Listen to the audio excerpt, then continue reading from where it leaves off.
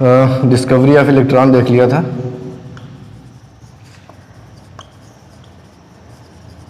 Sir J Thomson ने विसर्जन नलिका में डिस्चार्ज ट्यूब का प्रयोग करके कैथोड रेज देखी थी, और वो कैथोड रेज बाद में उन्हीं कैथोड रेज को इलेक्ट्रॉन्स कहा गया।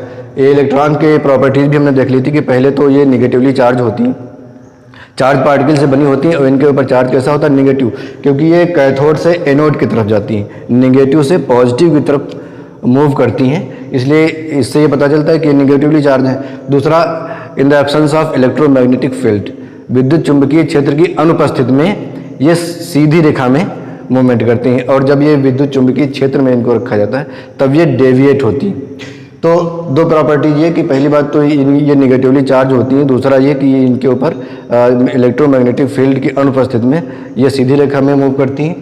तीसरी बात ये कि ये जो कैथोड रेज होती है हमें दिखाई नहीं पड़ती है, इनविजिबल रेज होती हैं, बट इनका बिहेवियर हमें दिखाई पड़ता है, इनका इफेक्ट हमें दिखाई पड़ता है। क्यों? क्योंकि जो हमने देखा था विसर्जन ट्यूब में, विसर्जन नलिका में, डिस्चार्ज ट्यूब में कि जो सीजियम क्लोराइड की लेप लगाया था हम लोगों ने, फ्लोरेसेंट लेप था, जिससे उस पर इसका चमक उत्पन्न होती थी इसके द्वारा, कैथोड रेज के द्वारा। तो इससे पता चलता है कोई विकिरण है जो निकल करके कैथोड से वो एनोड की तरफ जा रही है, और इस तरह से हमें इसका बिहेवियर दिखाई पड़ता था। तो ये सब कुछ गुण थे इलेक्ट्रॉन्स के। अब हम इसके बाद में जैसे थॉमसन ने इसका ईबाइयम भी निकाला। ईबाइयम आपने देखा, इसका चार्ज और इसका ईबाइयम, चार्ज अपॉन मास रेशियो, ये भी आप लोगों ने देख लिया। अब इस तरह से इलेक्ट्रॉन की खोज हुई। अब हम खोज करेंगे प्रोटॉन की। तो इसके आगे देखते हैं, आई एम रत्नेश कुमार और ये वाशडीम केमिस्ट्री। तो डिस्कवरी ऑफ प्रोटॉन।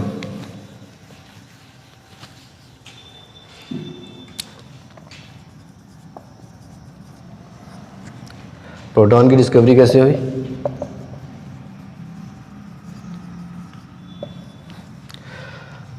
प्रोटॉन की डिस्कवरी का श्रेय जाता है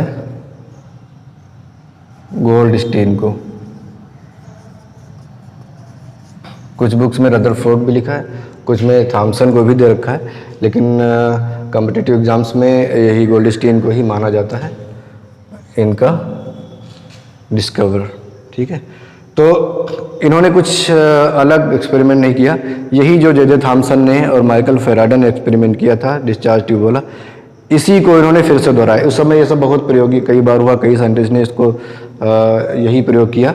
तो इन्होंने भी वही डिस्चार्ज ट्यूब ली, बिल्कुल वैसे ही कांच की बनी हुई डिस्चार्ज ट्यूब थी इनकी। ठीक है, डिस्चार्ज ट्यूब, इलेक्ट्रोड जैसे कि उन्होंने लगाया था थॉमसन ने, वैसे इन्होंने भी इलेक्ट्रोड का यूज किया, उसको कहा जोड़ा बैटरी से, और यहाँ पर हम वोल्टेज देंगे इसको, करंट, और ये कैसा वोल्टेज होगा? हाई वोल्टेज होगा, बहुत ही हाई वोल्टेज होगा। और ये एक पतले से धातु का इलेक्ट्रोड लगा होगा, इधर इस तरफ भी पतले से धातु का बहुत ही पतला इलेक्ट्रोड लगा होगा। इस तरफ कैसा चार्ज होगा? निगेटिव चार्ज होगा, और इस तरफ कैसा चार्ज होगा? पॉजिटिव चार्ज होगा। जिस तरफ निगेटिव चार्ज होगा उसको हम क्या कहेंगे? एनोड, सॉरी कैथोड, और जिस तरफ पॉजिटिव चार्ज होगा उसको क्या कहेंगे? एनोड। तो ये कैथोड है और ये एनोड है। ठीक है, इसमें कोई भी गैस भर देंगे, कोई भी गैस, एनी गैस इसमें भर देंगे, और यहाँ पर एक वैक्यूम पंप लगा देंगे। वैक्यूम पंप क्यों? प्रेशर को मेंटेन करने के लिए।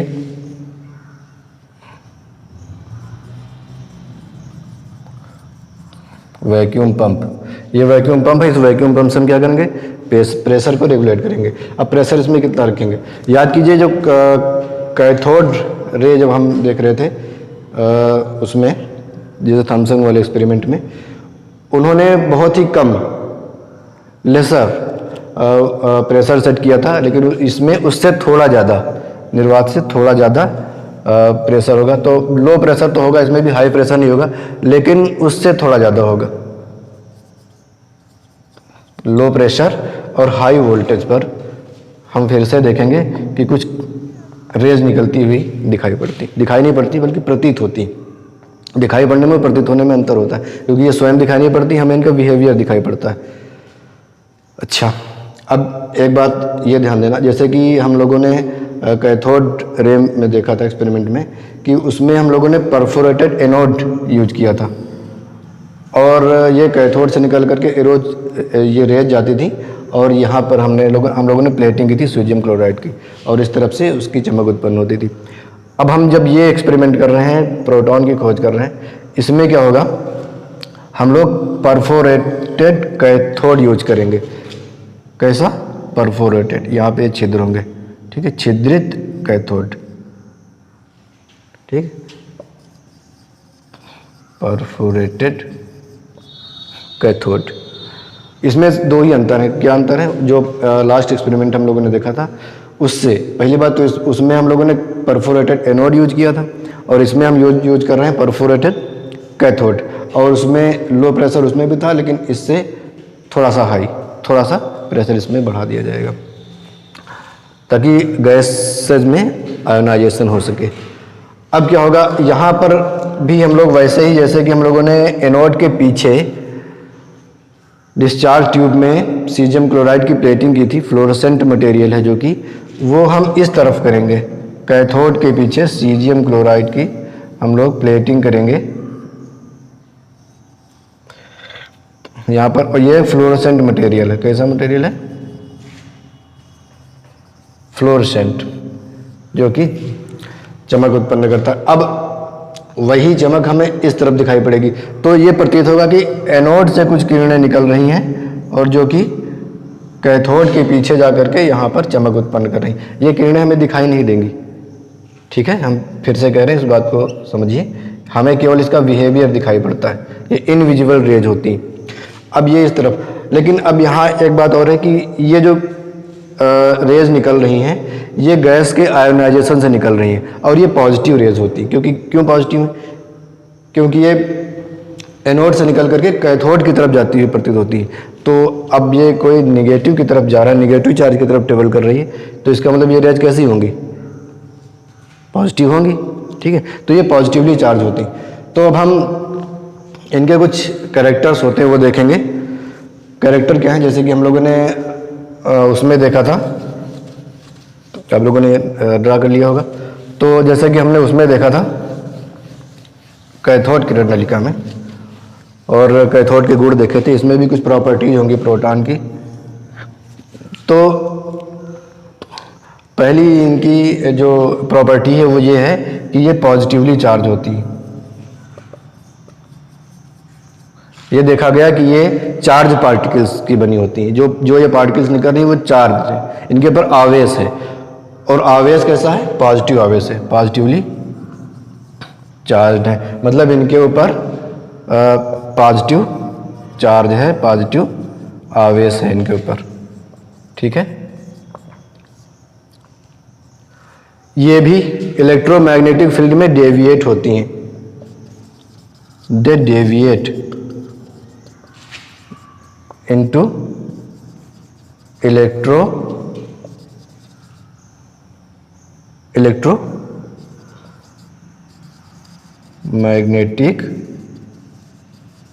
electromagnetic field, or in the absence of electromagnetic field they do not deviate and they travel in straight line, ठीक है। जब इलेक्ट्रोमैग्नेटिक फील्ड नहीं होता है और इलेक्ट्रोमैग्नेटिक फील्ड के एब्सेंस में ये सीधी रेखा में गमन करती हैं, they travel in straight line, ठीक है। अब ये अगर इलेक्ट्रोमैग्नेटिक फील्ड हमने दे रखा है इसको, तो फिर ये डेविएट करेंगे।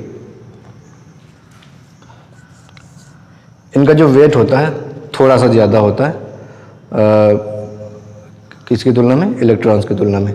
ये जो हम लोगों ने नया अभी एनोड्स से निकलने वाली किरणें जिनको प्रोटॉन कहेंगे आगे चल के, इनका जो वेट होता है वो इलेक्ट्रॉन से थोड़ा सा ज़्यादा होता है।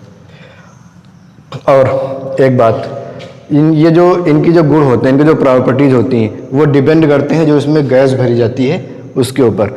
अभी इलेक्ट्रॉन में हमने क्या देखा था कि जो इनके ऊपर जो इनकी जो प्रॉपर्टीज होती थी वो ना तो इलेक्ट्रोड के प्रकृति पे डिपेंड करती थी और ना तो गैस पे, लेकिन ये डिपेंड करेंगी these properties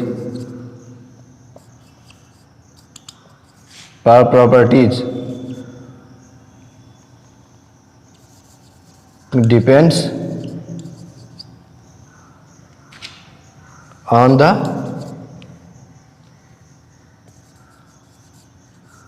gaseous nature या नेचर ऑफ गैस। गैस की प्रकृति पर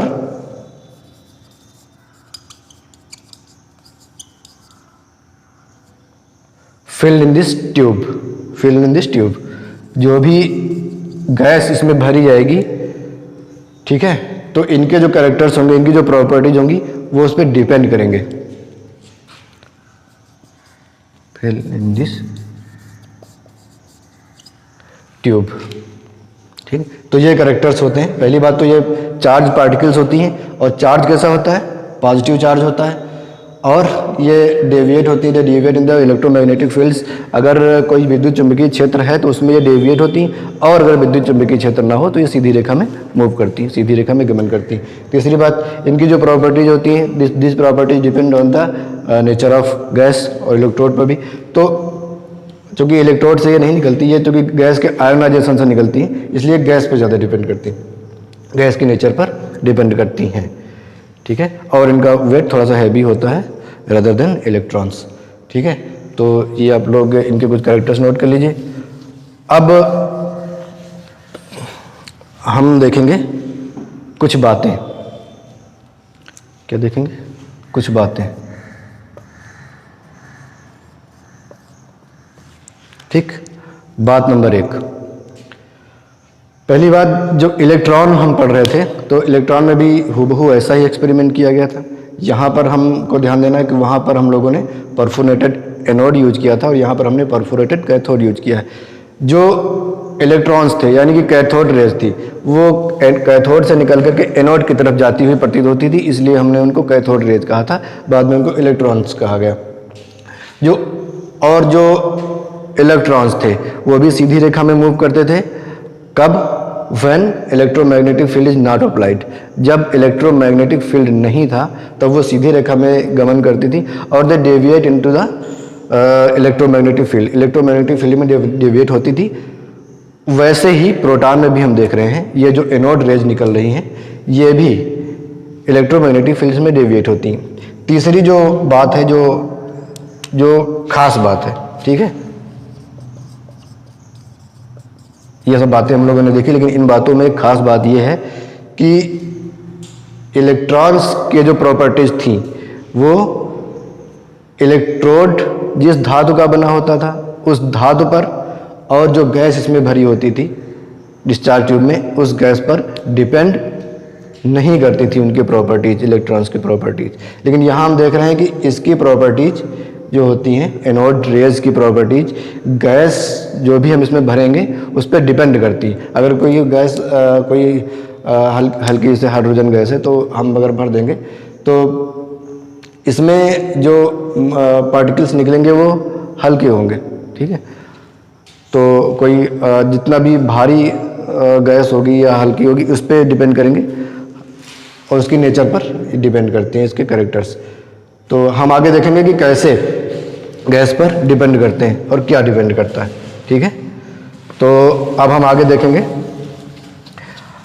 ये कैसे पता चला कि गैस पर डिपेंड करता है, क्योंकि इन्होंने इसका E/m ज्ञात किया था, charge to mass ratio. E/m electron का होता था तो हम इलेक्ट्रॉन लिखते थे, प्रोटॉन का तो हम P लिखेंगे, ठीक है। तो ये E/m है, चार्ज टू मास रेशियो। हम ये देखते हैं कि अलग अलग गैस में, जो भी गैस में भरते हैं, वो अलग अलग गैस में जब हम देखते हैं, निकालते हैं, तो वो मास इसका E/m जो होता है वो चेंज होता है, ठीक है। हर बार E/m इसका चेंज होता है, और इससे पता चलता है कि जो ये इसकी प्रॉपर्टीज हैं वो डेविएट करती। क्यों होता है? क्योंकि अब इसमें जैसे हम देखते हैं कि जो भी गैस हम इसमें भर देते हैं तो वो गैस आयोनाइज होती तो इसमें से एक तो नेगेटिव निकलेंगे कुछ पार्टिकल्स और कुछ पॉजिटिव निकलेंगे, ठीक है। तो ये आयंस होंगे, ये जो पॉजिटिव चार्ज होंगे वो किस तरफ मूव करेंगे, एनोड की तरफ। ये मान लीजिए इधर हमने एनोड लिया है, इधर कैथोड है, तो जो नेगेटिव चार्ज पार्टिकल्स होंगे वो सब कैथोड की तरफ मूव करेंगे और पॉजिटिव चार्ज एनोड्स की तरफ। अब ये एक्सपेरिमेंट अगर हम कर रहे हैं तो इसमें दोनों रेज निकलती हैं। ऐसा नहीं कि अगर हम एनोड का एक्सपेरिमेंट कर रहे हैं तो हम इसमें केवल एनोड ही निकलेंगी, कैथोड भी निकलेंगी, लेकिन कैथोड हमें दिखाई नहीं पड़ेंगी। क्यों? क्योंकि यहाँ पर हमने प्लेटिंग नहीं की है, हम अभी केवल पॉजिटिव एनोड की से निकलने वाली रेज को देखते हैं। कैथोड का जब एक्सपेरिमेंट हमने किया था कैथोड किरण नलिका के लिए, तो हमने इस तरफ प्लेटिंग की थी, तो वो हमें इधर वाली दिखाई पड़ती थी, एनोड्स निकलने वाली निकलती। अब जब आयोनाइजेशन होगा तो सीधी सी बात है, इसमें इलेक्ट्रॉन्स भी निकलेंगे और प्रोटॉन्स भी निकलेंगे, दोनों निकलते हुए दिखाई देते हैं। तो सबसे आसानी से आप तब समझ सकते हैं जब इसमें आप हाइड्रोजन गैस भरेंगे, क्योंकि हाइड्रोजन में क्या होता है, ये होता है हाइड्रोजन। तो हाइड्रोजन का आइटम अगर हम देखें तो हाइड्रोजन में एक प्रोटॉन होता है और एक इलेक्ट्रॉन होता है,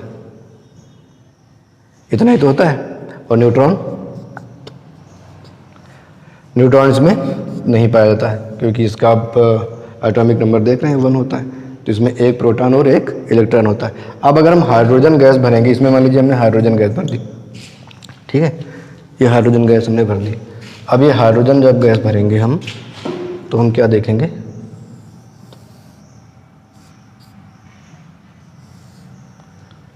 हम देखेंगे कि हाइड्रोजन गैस आयनाइज होगी।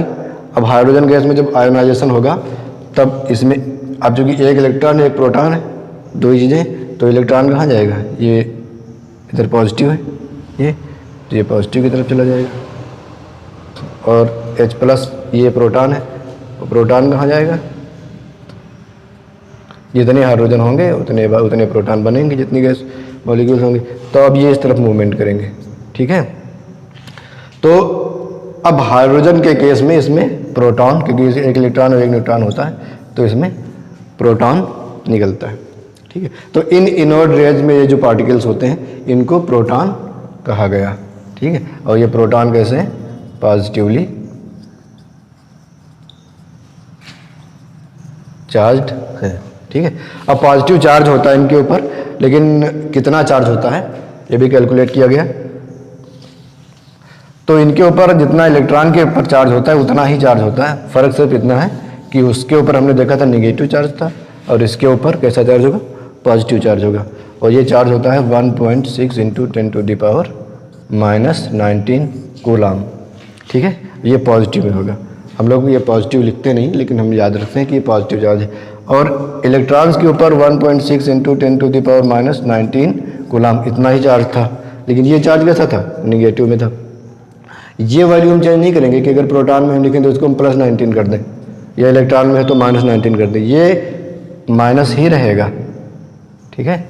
ये चार्ज है, ये प्रोटॉन का चार्ज है और ये इलेक्ट्रॉन का चार्ज है। ये पूरा चार्ज जो है ये पॉजिटिव होगा, इतना पॉजिटिव चार्ज, और इतना ये नेगेटिव चार्ज इलेक्ट्रॉन पर, और इतना पॉजिटिव चार्ज प्रोटॉन पर रहता है, ठीक है। मास कितना होता है, मास जो होता है इसका 1.625 × 10⁻22 kg ये होता है। जबकि हमने इलेक्ट्रॉन को देखा था, कितना निकाला था हम लोगों ने, 9.1 × 10⁻11 kg, ठीक है। ये चार्ज हम लोगों ने निकाला था, सॉरी ये मास था, इलेक्ट्रॉन का था, ठीक, सॉरी -31 था ये। तो ये काफ़ी ज़्यादा मास होता है इसका इलेक्ट्रॉन की तुलना में। तो हम लोगों ने प्रोटॉन की खोज देख ली, प्रोटॉन की जो क्वालिटीज़ थी, प्रोटॉन की जो प्रॉपर्टीज़ थी वो भी हमने देख ली, ठीक है। और इसका चार्ज और इसका मास, ठीक, ये सब खोज, इस तरह से प्रोटॉन की खोज हुई। अब हम देखेंगे न्यूट्रॉन की खोज कैसे होती, डिस्कवरी ऑफ न्यूट्रॉन।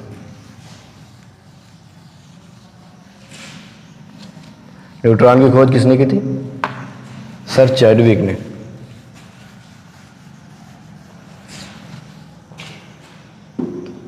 तुमने बेरिलियम के परमाणु पर अल्फा पार्टिकल्स की बौछार की थी, ठीक है। तो उसमें उन्होंने देखा था कि अल्फा पार्टिकल की जब बौछार की गई तो उसमें से कुछ उदासीन कण निकले, ठीक है, कुछ न्यूट्रल जो इलेक्ट्रिकली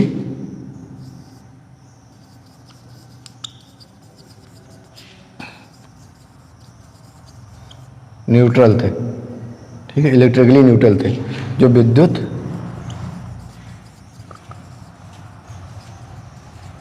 उदासीन पार्टिकल्स थे, कण थे, इलेक्ट्रिकली न्यूट्रल पार्टिकल्स ये निकले हुए। इनका वेट इनसे ज़्यादा था, ठीक है। और ये इनकी खासियत ये थी कि ये इलेक्ट्रिकली न्यूट्रल थे, यानी कि ना इनके ऊपर पॉजिटिव चार्ज था और ये ना तो इनके ऊपर नेगेटिव चार्ज था, इलेक्ट्रिकली न्यूट्रल थे। तो न्यूट्रल होने के कारण इनको न्यूट्रॉन कह दिया गया। और ये लास्ट फंडामेंटल पार्टिकल्स है। तो इस तरह से हम लोगों ने 3 पार्टिकल्स खोज लिए थे, एक तो इलेक्ट्रॉन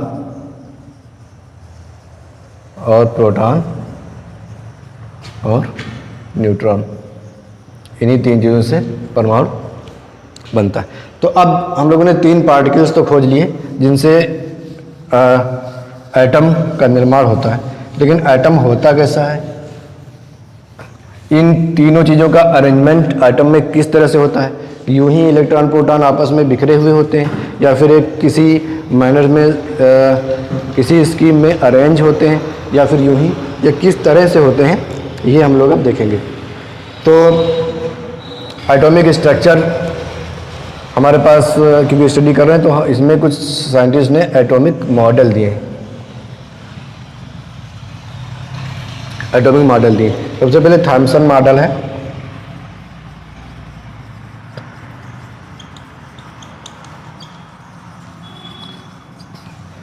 ये जो मॉडल है इन लोगों ने अपने अपने मॉडल से स्ट्रक्चर ऑफ एटम, जो एटॉमिक स्ट्रक्चर है उसको डिफाइन किया कि कैसे है। तो पहले एक जनरल मॉडल हम देख लेते हैं, हमारे ध्यान में रहे। अगर हम इन सब बातों को भूल जाएं जो अभी चल रही कि कौन किसने कैसा मॉडल दिया, तो जो आज का मॉडल हम लोग जानते हैं कि बहुत ब्रीफली देखें कि हमारे पास एक तो नाभिक होता है, न्यूक्लियस होता है, और इसमें प्रोटॉन और न्यूट्रॉन होते हैं, ठीक है। और ये सेल्स होती हैं, कक्षाएं, और इनमें इलेक्ट्रॉन होते हैं, इलेक्ट्रॉन मूव करते रहते हैं, ठीक है। डिटेल में हम चर्चा करेंगे जब ये मॉडल पढ़ेंगे, अभी बस अब इतना ही ध्यान रखें। सबसे पहले थॉमसन का जो मॉडल एक्सेप्टेड नहीं हुआ, स्वीकार नहीं किया गया सबके द्वारा, लेकिन फिर भी इनको नोबेल प्राइज़ दिया गया था, ठीक है, बाद में। तो जो इन्होंने क्या कहा था कि ये एक धनावेशित पिंड है, धनात्मक पिंड है, ऐसा कोई पिंड है, एक पॉजिटिव चार्ज स्फेरिकल है, ठीक है। It is a sphere of positively charge,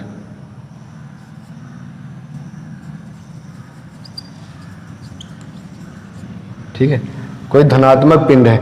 ये पूरा जो है ये एक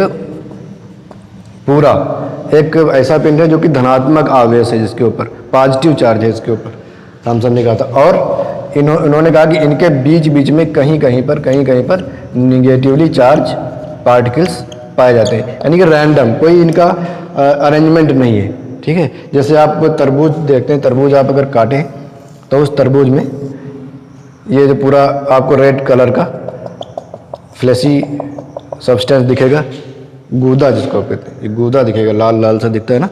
तो इसमें बीच बीच में बीज होते हैं, तरबूज के बीज, तरबूज आप काटते हैं तो बीच बीच में बीज होते हैं। ऐसा तो है नहीं कि एक कहीं एक किनारे या कोई उनका अरेंजमेंट होता है, कहीं भी बीज हैं इसमें पूरे भरे हुए हैं, ठीक है। तो नींबू में अब देखिए बीज होते हैं। तो ये जो बीज हैं इनको इन्होंने कहा कि ये बीज की तरह ये निगेटिव चार्ज हैं, इलेक्ट्रॉन्स, और ये पूरा जो गूदा है इसमें जो फ्लैशी सब्सटेंस है ये पूरा पॉजिटिव है, यानी कि पूरा का पूरा तरबूज ही पॉजिटिव है, ठीक है, धनात्मक आवेशित है ये पूरा। और बीच बीच में कहीं कहीं पर इसमें ये ऋणावेशित कण हैं, निगेटिवली चार्ज पार्टिकल्स पाए जाते हैं। तो कुछ समय तक तो ये माना गया अच्छा कि चलो भाई ठीक है, जब तक जानकारी नहीं हुई, जब तक रदरफोर्ड ने डिस्कवरी नहीं की अल्फ़ा स्कैटरिंग पार्टिकल्स, ठीक है, तब तक तो ये बहुत अच्छा माना गया कि चलो ठीक है ऐसा ही होता होगा, क्योंकि जानकारी किसी को थी नहीं उसके बारे में, तो कोई कुछ कहा भी नहीं। लेकिन इसके बाद जब जानकारी हुई आगे चल करके, तब ये फेल हो गया। ठीक है, ये एक्सेप्ट नहीं किया गया कि भी तरबूज की तरह होता है। लेकिन इन्होंने बताया था कि ऐसा होता है, इसलिए इस मॉडल को हम तरबूज मॉडल भी कहते हैं, वाटरमेलन मॉडल, वाटरमेलन मॉडल, या इसको प्लम पुडिंग मॉडल भी कहते हैं। ठीक है, वाटरमेलन मॉडल, तरबूज मॉडल। तरबूज मॉडल क्यों?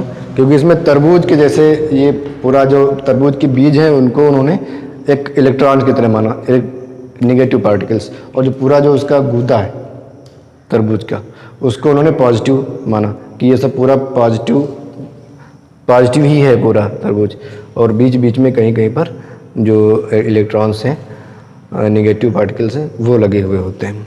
ठीक है, तो बहुत ही सस्ता सा मॉडल है लेकिन अच्छा है, इन्होंने दिया था। जब इसके बाद रदरफोर्ड ने एक्सपेरिमेंट किया अपना अल्फा स्कैटरिंग, ठीक है, अल्फा पार्टिकल्स स्कैटरिंग एक्सपेरिमेंट, तो इन्होंने देखा कि ये मॉडल फेल हो गया इनका। उसके बाद उन्होंने अपना मॉडल दिया, तो उसको रदरफोर्ड मॉडल कहते हैं।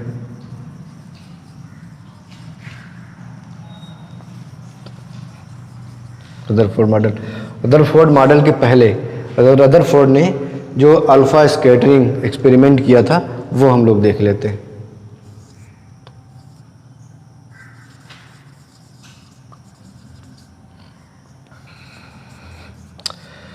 अल्फा स्कैटरिंग एक्सपेरिमेंट, तो अल्फा पार्टिकल्स जो होते हैं ये कैसे होते हैं? ये पॉजिटिवली चार्ज होते हैं।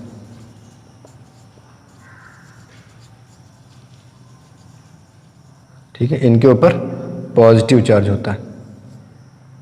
ये अल्फा पार्टिकल है और एक ऐसा चार्ज होता है इनके ऊपर पॉजिटिव चार्ज। इन्होंने प्रयोग क्या किया था? इन्होंने स्कैटरिंग किया था। अल्फा कण की बौछार की थी एक सोने की पतली पन्नी पर। सोना एक धातु है, मेटल होना चाहिए कोई, तो उस मेटल इन्होंने गोल्ड ले लिया और गोल्ड की पतली सी पन्नी पर इन्होंने अल्फा स्कैटरिंग करवाई। और क्या देखा? जो देखा वो आप लोग भी देखिए। इसमें इन्होंने कोई एक सोर्स ले लिया, रेडियो एक्टिव सोर्स, ठीक है, रेडियम भी ले सकते हैं, रेडियम मान लीजिए, रेडियम ले लिया इन्होंने, कोई भी रेडियो एक्टिव सोर्स ले लिया इन्होंने जिससे अल्फा स्कैटरिंग करवा सके। अल्फा पार्टिकल्स, ये क्या है? सोर्स। ठीक है, ये एक पतली सी पन्नी सोने की,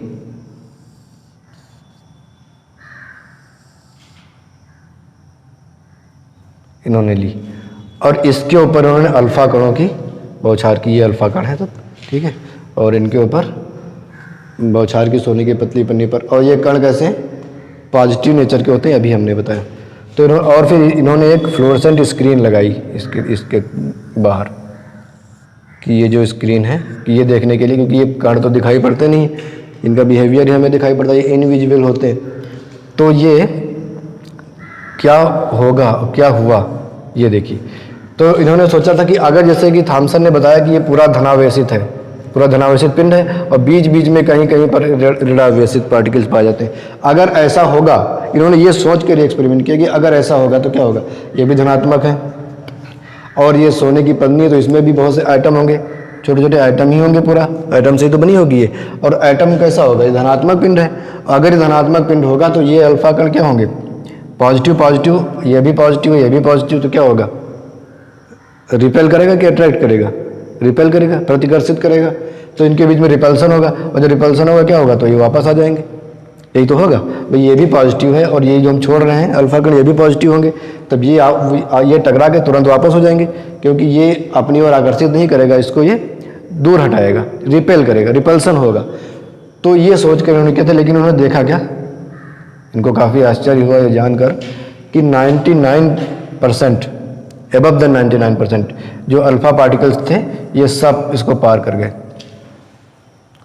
ज़्यादा से ज़्यादा पार कर गए, और ये यहाँ पर चमक उत्पन्न करते हैं सीधे, जहाँ पे जो जा रहा है वहीं पर, जो जिस सामने से निकल रहा है उसी सामने जाकर के चमक उत्पन्न कर रहा है बिना किसी डेविएशन के। लगभग 99.9 जो अल्फ़ा पार्टिकल्स थे वो इसको पार कर जा रहे हैं, ठीक है, बिना डेविएशन के।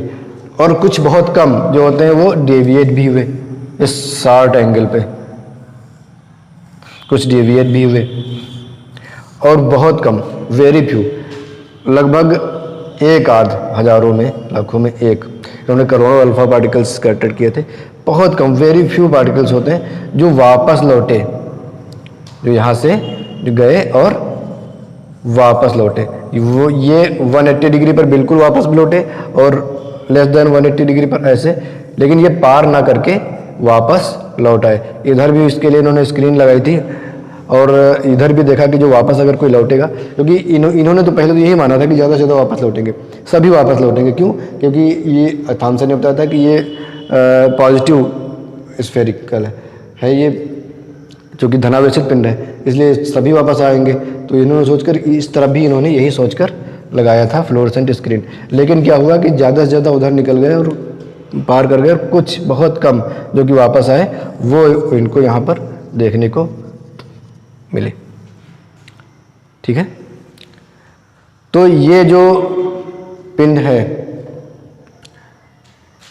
थॉमसन वाला, ये उनको फेल होता हुआ नजर आया। उन्होंने सोचा कि अगर ये पूरा धनावेशित होता, पॉजिटिवली चार्ज होता, तो इसके ऊपर फिर ये इसको पार ना कर पाते अल्फा कण, ठीक है। पार क्यों ना कर पाते? क्योंकि ये धनात्मक होता तो ये वापस इसको रिपेल कर देता, प्रतिकर्षित कर देता।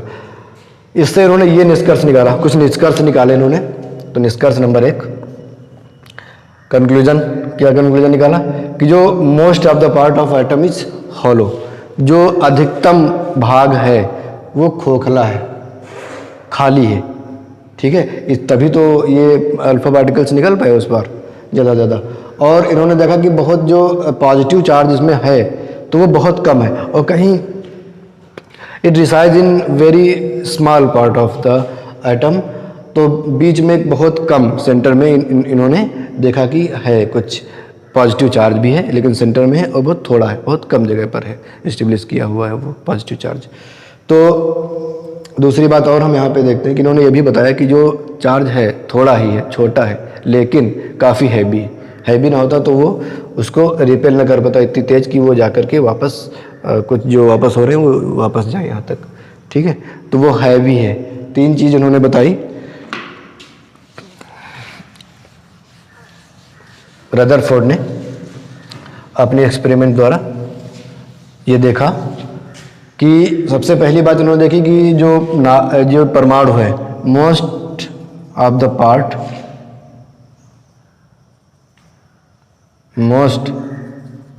ऑफ एटम इज कैसा है? हॉलो, खोखला है ये ज़्यादा से ज़्यादा पार्ट, ठीक है।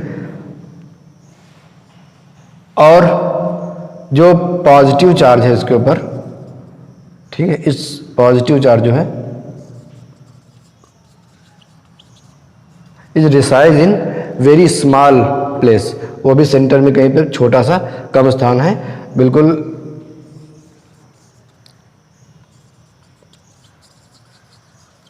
स्मॉल प्लेस, बहुत कम जगह में छोटा सा है, और लेकिन क्या है? हैवी, भारी है, इतना भारी है कि वो अल्फा पार्टिकल्स को भी रिपेल कर सकता है, ठीक है। और जो नेगेटिव पार्टिकल्स हैं, इलेक्ट्रॉन्स,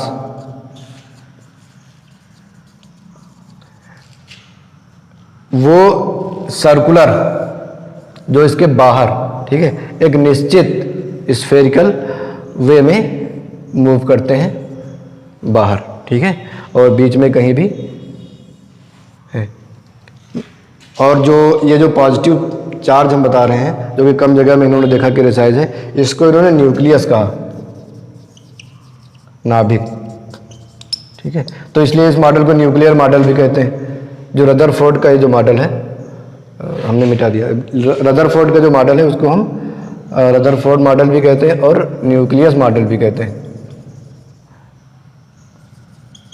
यहाँ पे हम लिखे दे रहे हैं न्यूक्लियस मॉडल भी कहते हैं, क्योंकि न्यूक्लियस की इन्होंने पहली बार बात की, इसलिए न्यूक्लियस को खोजकर्ता भी इन्हीं को माना जाता है कि न्यूक्लियस की खोज भी जो बायोलॉजी में न्यूक्लियस होता है सेल में वो नहीं, ये जो नाभिक है, ठीक है, परमाणु के न्यूक्लियस की खोज इन्होंने की, रदरफोर्ड ने, ठीक है।